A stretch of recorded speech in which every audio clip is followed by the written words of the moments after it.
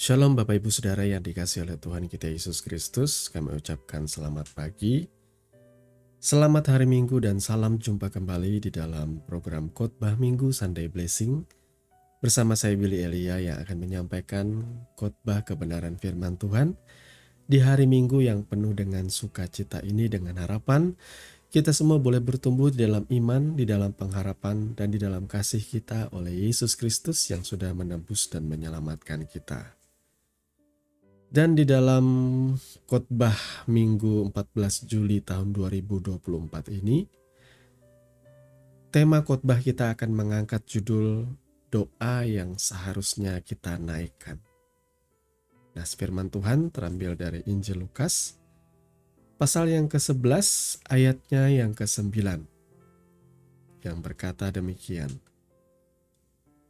Oleh karena itu, aku berkata kepadamu, mintalah, maka akan diberikan kepadamu. Carilah, maka kamu akan mendapat. Ketoklah, maka pintu akan dibukakan bagimu. Amin untuk kebenaran firman Tuhan.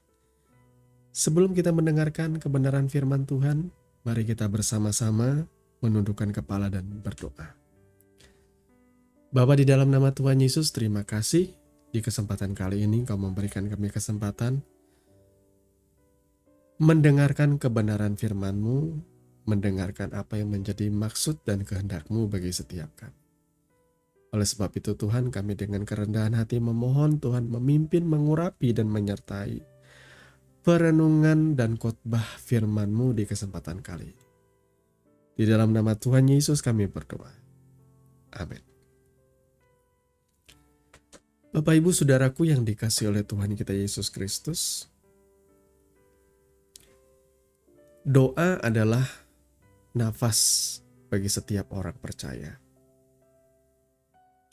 Menjadi orang Kristen, menjadi orang percaya, tentu tidaklah lengkap kehidupan rohani kita apabila kita tidak memiliki kehidupan doa.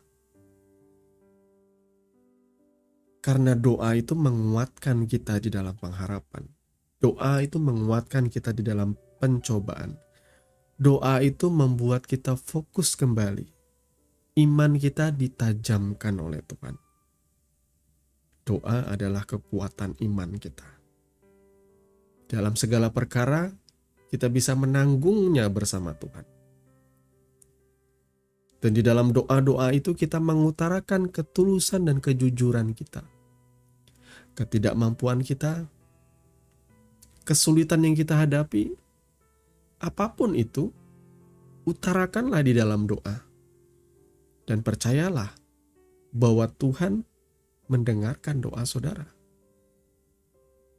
Bahkan rohnya yang diam dalam hidupmu mengajarkan engkau bagaimana berdoa kepada Bapa. Ini mungkin membingungkan, tetapi dalam perjalanan saudara mengikuti Tuhan, saudara tentu kemudian akan mengerti apa maksudnya. Bagaimana Roh Kudus mengajar kita berdoa di saat kita tidak lagi mampu untuk berdoa. Bapak Ibu Saudara yang dikasihi oleh Tuhan kita Yesus Kristus. Kalau saya pribadi mau mengatakan satu hal ini ya. Bahwa kehidupan doa itu tentu akan mengalami pembaharuan, pendewasaan dari hari ke hari. Dari awal kita mengiring Tuhan, kita biasanya akan menjadi bayi-bayi rohani yang berusaha untuk mengerti tentang Tuhan. Dan ketika kita berdoa pun hampir sebagian besar doa kita berisi keinginan-keinginan, bucket list atau rencana-rencana yang kita utarakan kepada Tuhan dengan harapan bahwa semua kemauan itu akan dikabulkan oleh Tuhan. Jadi wajar ya apabila awal kita mengikuti Tuhan, kita layaknya anak kecil yang ketika tumbuh besar selalu apa yang ia minta kepada orang tuanya adalah permintaan dan keinginan-keinginannya. Demikian juga kita di dalam Tuhan, saudaraku. Saudara biasanya akan meminta hal-hal yang tentunya saudara ingin wujudkan, bukan? Ada yang pengen minta pekerjaan, ada yang pengen minta usahanya diberkati, ada yang minta pengen memiliki kekasih atau pasangan hidup yang daripada Tuhan. Tidak ada yang salah dengan permintaan itu. Semuanya baik. Tapi saudara harus jangan melupakan satu hal ini juga. Mengenal Tuhan itu tidak hanya sekedar menjadi Kristen kemudian diajar berdoa. Bagi saya mengenal Tuhan itu adalah sebuah pengalaman perjalanan mengikuti Tuhan. Sehingga kita sedikit demi sedikit memahami tentang Tuhan. Walaupun Tuhan itu melampaui segala akal, tidak terpahami oleh pikiran kita, tetapi tidak lantas kita menyerah. Kita berusaha untuk memahami Tuhan. Pemahaman kita yang mendalam tentang Tuhan, pengenalan kita yang benar akan Tuhan, akan membuahkan relationship yang benar atau persekutuan yang benar juga antara kita dengan Tuhan. Bahasa rohani antara saudara dan Tuhan itu diwujudkan dengan satu kata ini, iman. Saudara ya. Iman itu timbul dari pendengaran. Itu yang dikatakan oleh Roma ya, surat Roma. Iman timbul dari pendengaran dan pendengaran oleh karena firman Kristus. Saudaraku, waktu kita masih sekolah, biasanya saudara waktu SD ya, kita diajar yang namanya hukum matematika seperti penjumlahan, pengurangan, perkalian, pembagian. Perkalian itu biasanya kita disuruh menghafal. Ya. Namun di dalam kenyataannya, seandainya saudara mengerti hukum itu, konsep dari perkalian itu tentu akan menjadi lebih mudah, bukan? Nah, dalam kehidupan rohani kita juga sama. Ada begitu banyak hal tentang matematika yang saya buntu ketika saya masih sekolah. Karena saya nggak ngerti. Seandainya saya mengerti, tentu mengerjakan segala macam soal-soal matematika akan jauh lebih mudah. Itu sebabnya ketika saya masih sekolah, saya lebih pintar di pelajaran hafalan. Ya, karena saya jago menghafal, saudaraku. Tapi di dalam pelajaran berhitung, saya kurang begitu pintar karena saya tidak mengerti. Di dalam Tuhan, saudara juga tidak bisa mengikuti Tuhan itu hanya sekedar hafalan, bacaan-bacaan yang saudara tidak mengerti. Saudara harus belajar mengerti dan mengenal Tuhan dalam hidup.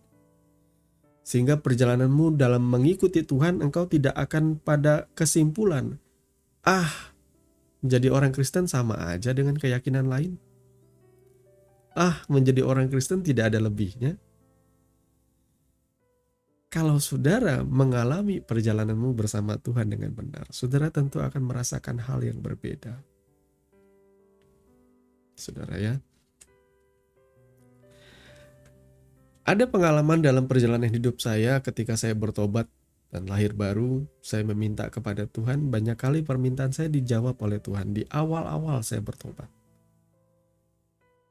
Ya, permintaan-permintaan saya dikabulkan oleh Tuhan dan memang permintaan saya juga masih terbilang permintaan yang masuk akal ya. Saya nggak pernah meminta hal-hal yang di luar nalar, saudara ya. Atau untuk mencobai Tuhan, tidak. Tapi ketika saya mulai tumbuh menjadi seorang anak yang dewasa, remaja, pemuda, kemudian akhirnya saya berumah tangga, saya menyadari bahwa ada banyak doa-doa saya tuh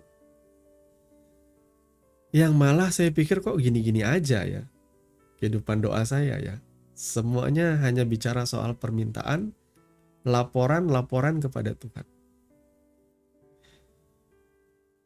Kenapa saya tidak memandang Tuhan itu seperti Bapa, di mana saya bisa duduk diam dan mencurahkan isi hati saja? Apa yang muncul dalam pikiran saya yang jadi keresahan saya, yang membebani hati saya, yang saya utarakan kepada Tuhan. Dan memang seperti itulah seharusnya saudara berdoa ya. Itu namanya bercakap-cakap di dalam Tuhan, bercakap-cakap di dalam doa. Biasanya ketika saudara berdoa seperti itu, Tuhan akan menyelipkan hikmatnya di dalam pikiran saudara.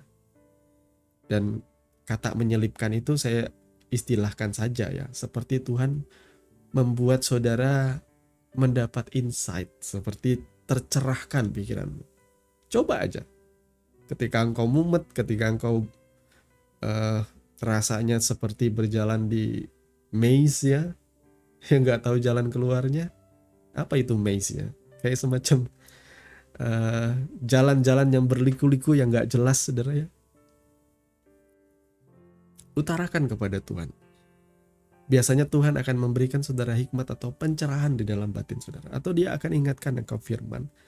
Atau mungkin dia akan menggunakan cara yang ya di luar apa yang kita pikirkan, bisa melalui nasihat orang lain, sahabat, keluarga, orang tua. Tuhan turut bekerja di dalam segala hal dalam hidup saudara. Percayalah. Sampai akhirnya saya mendapat kesimpulan bahwa doa yang paling levelnya itu paling tertinggi menurut saya, ini menurut saya ya. Gak ada salahnya meminta di dalam doa saudaraku. Asal saudara memahami satu kuncinya, nanti akan saya sampaikan kuncinya. Ada level tertinggi bagi saya di dalam berdoa itu. Level tertinggi itu adalah percaya kepada Tuhan. Maka ketika engkau berdoa, di dalam perjalananmu mengiring Tuhan, engkau percaya nyawanya saja ia serahkan ketika kita masih berdosa untuk menyelamatkan kita. Sampai di sini harusnya kita percaya bahwa Tuhan itu mengasihi kita. Tuhan itu baik. Bahkan ada ayat firman yang berkata, ia lebih baik daripada semua bapa yang ada di dunia ini. Ketika ada anak yang minta roti, masa bapaknya ngasih batu gitu ya? Atau ketika anaknya minta ikan, masa bapaknya ngasih ular? Kalau kamu bapak yang jahat tahu memberi pemberian yang terbaik, apalagi bapakmu yang di surga. Itu ada nas firmannya, saudara. Jadi percaya ini adalah sebuah level tertinggi dari doa. Maka ketika engkau berdoa kepada Tuhan, boleh-boleh saja saudara meminta. Tetapi saudara juga perlu tahu bahwa Tuhan juga tahu apa yang ada di dalam isi hatimu, sekalipun engkau tidak mengutarakannya. Sehingga level doa yang tertinggi bagi saya itu ialah ketika engkau sudah berdoa, bukan lagi untuk keinginan-keinginanmu, kebutuhan-kebutuhanmu, karena engkau percaya Tuhan memelihara engkau, tetapi doamu akan lebih berkata seperti ini, Tuhan, aku percaya kepadamu, aku percaya kepada pemeliharaanmu, dan saat ini aku hanya berdoa, Tuhan, tolong aku, mampukan aku untuk bisa menyangkal diriku, memikul salib dan mengikuti engkau dengan sungguh. Tolong aku Tuhan, aku masih punya kebiasaan buruk ini. Mampukan aku untuk bisa lepas dari kebiasaanku yang jahat ini.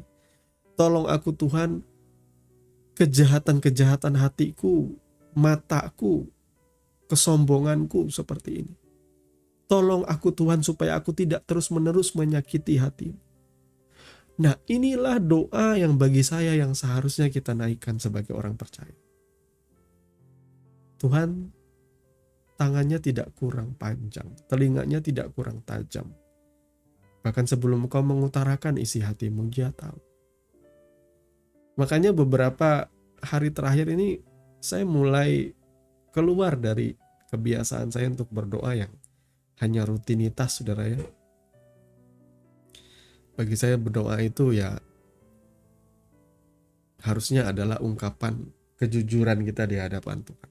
Bukanlah laporan-laporan yang kita utarakan dengan setengah hati, dengan cuma mulut yang bicara, tetapi hati kita nggak tertuju kepada Tuhan.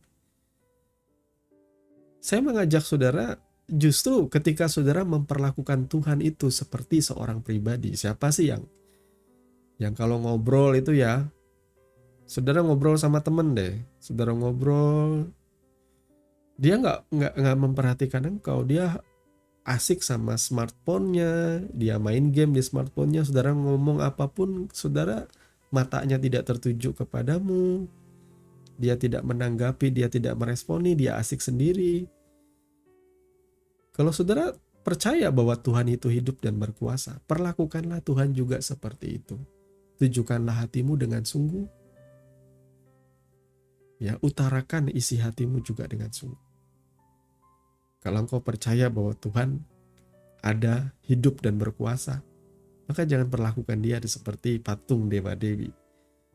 Atau jangan perlakukan dia seperti Om Jin. Saudara cuma mengutarakan maumu.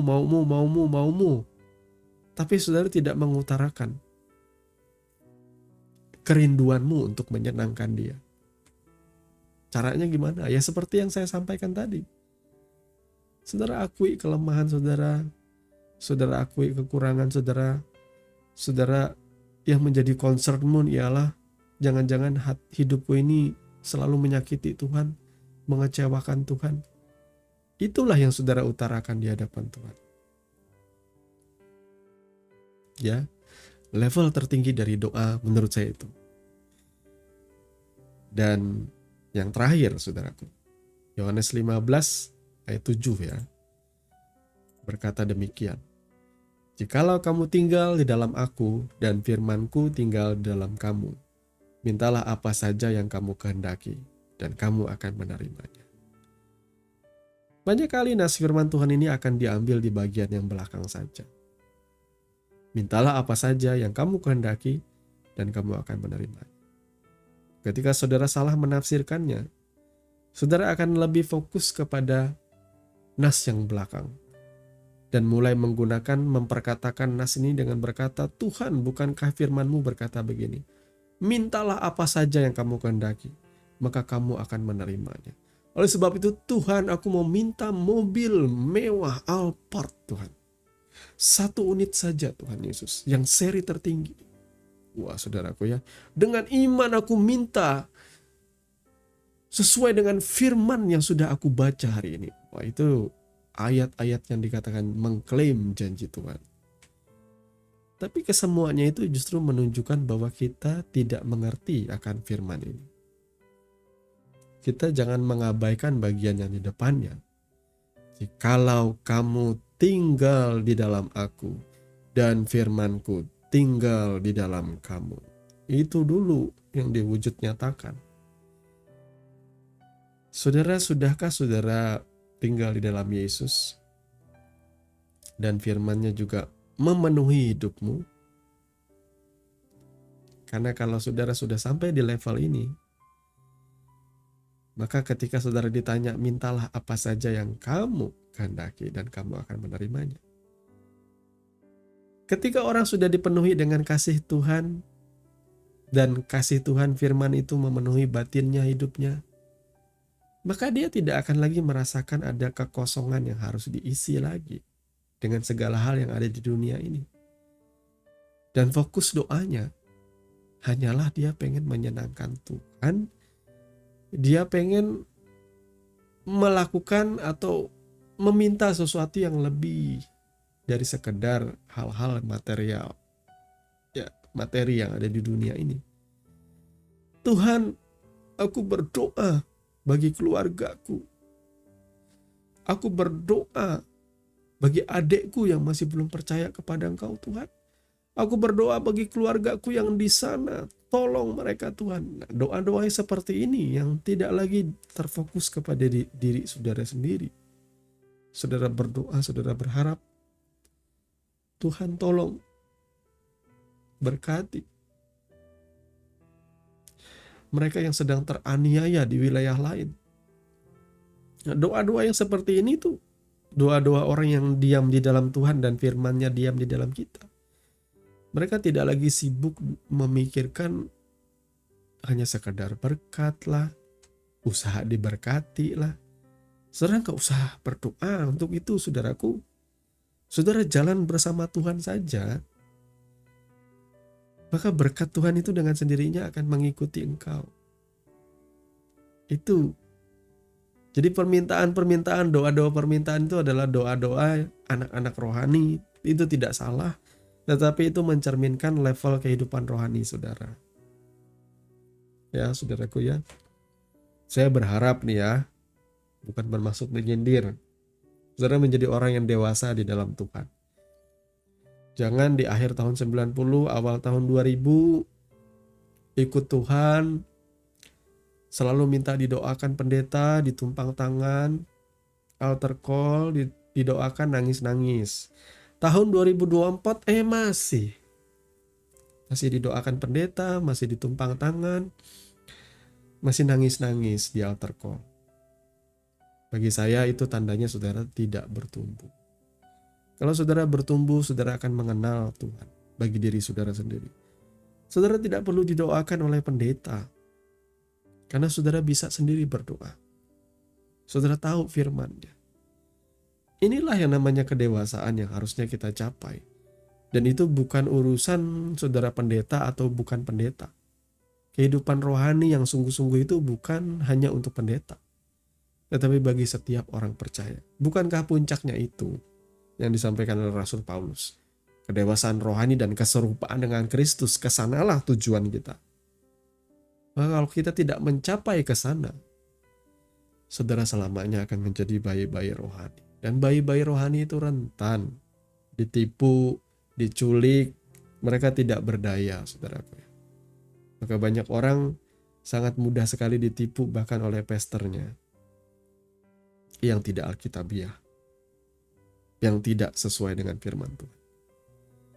Semoga kebenaran firman Tuhan kali ini boleh memberkati kita semua. Mari kita tundukkan kepala dan berdoa. Bapa, di dalam nama Tuhan Yesus, terima kasih karena Engkau sudah menyatakan isi hatimu. Dan saat ini Tuhan, kami bersyukur Kau memberikan kami kesempatan mendengarkan khotbah kebenaran firman-Mu di hari Minggu ini. Teguhkan, kuatkan kami, mampukan kami. Dan jadikanlah kami anak-anak-Mu bertumbuh di dalam iman, di dalam pengharapan, dan di dalam kasih-Mu yang sejati. Terima kasih Bapa, kami mengucap syukur kepadamu. Dalam nama Yesus kami berdoa. Amin. Bapak Ibu Saudara yang dikasihi oleh Tuhan kita Yesus Kristus, Anda baru saja mendengarkan kebenaran firman Tuhan yang kami percaya boleh menjadi dasar dan kekuatan di dalam setiap kehidupan saudara. Sampai bertemu di dalam renungan Sunday Blessing yang berikutnya. Kasih karunia di dalam Tuhan kita Yesus Kristus menyertai saudara sekalian. Shalom.